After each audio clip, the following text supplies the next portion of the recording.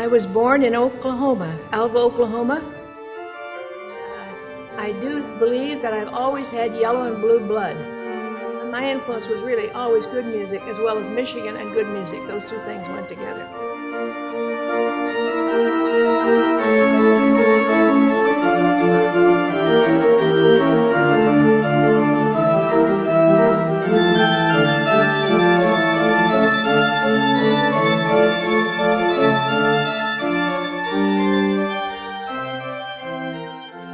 My mother was an organist, and so I always went with her to church when she practiced, or even when she played the organ. I was there to turn the pages or to watch her, and it never occurred to me that I'd do anything else but play the organ. I played for the Kennedy Memorial, of course. I played with orchestras, various orchestras here. I played the Yongan Symphony with the Detroit Symphony Orchestra. I played with Seiji Ozawa, other composers, and other. I'm thinking especially about Hinastera. He was a very wonderful composer. He was here, and I played his music, first performance here on the stage of his wonderful new work, a work that had been commissioned. I was invited by the University administration to present one of the convocations.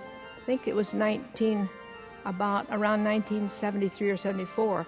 They asked me to present the lecture at the convocation because they hadn't had very many women to give speeches. And my husband said, you know, I'll help you with the speech, which he did. But he said, I want you to do something special. Just as you're finished, I want you to step to the organ and play a wonderful Bach work, because that's something the administrators or anybody else won't do. So that's very special. So that's what I did after I played the Bach. Mm-hmm.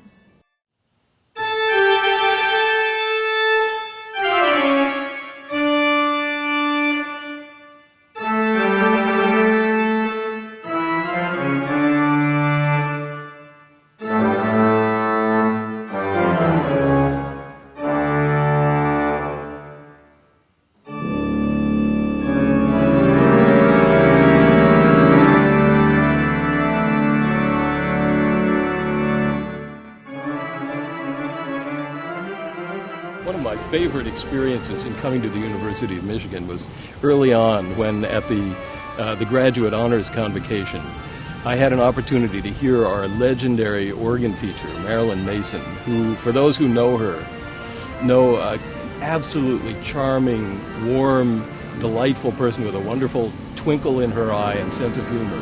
And to hear her sitting at the organ console in Hill Auditorium and producing this enormous, incredibly wonderful sound from the organ was really a marvelous experience for me, and really represented to me the incredible gift that she's been to the university, both then as a wonderful, warm human being and a great and inspirational teacher, and also a fantastic artist who really is one of the leading figures in the organ world and has been for many decades.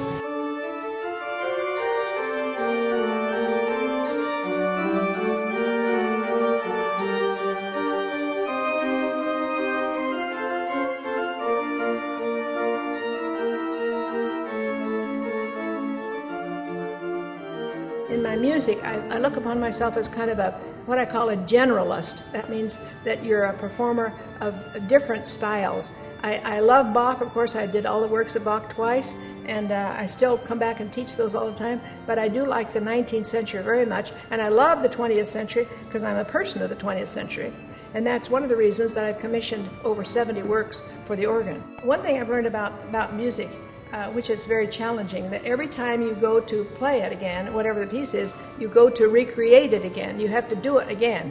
Just like when we get up each day, we have to go through that day and recreate it again. I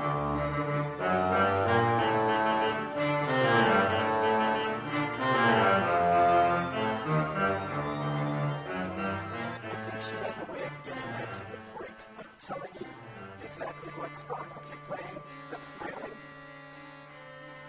so that you know where you stand,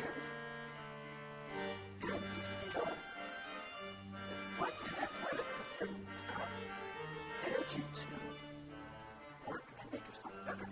She inspires and instills that in her students, and she's been my idol for decades, and I'm always listening she describes how to do something, she just looks and the wheels are turning and she's thinking, how can we make this work? How can we make this work?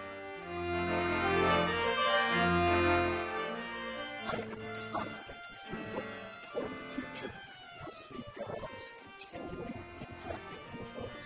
You'll see a department then as now that is preeminent nationally, internationally, that continues to attract the best students to Michigan to study the full range of the organ repertoire to absolutely the highest possible performance standard, and then without apology, a department that seeks to place those students at the top of the job pool.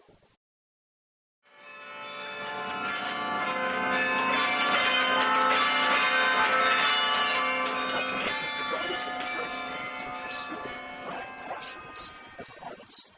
She's led so far and continues to lead a fascinating, prolific career as an artist, and as a friend, and as a philosopher.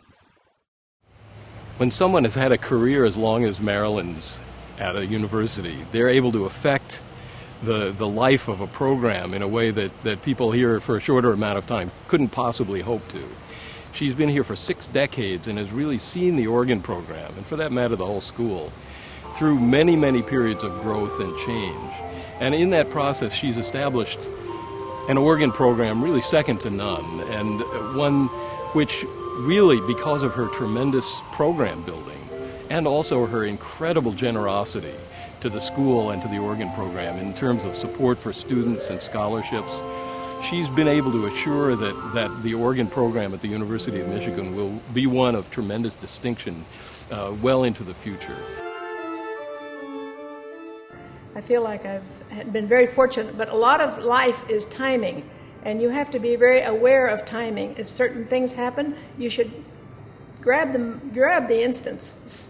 Carpe diem, seize the day. Always, the timing won't always be perfect, but when it is a certain moment, go ahead and take it, do it.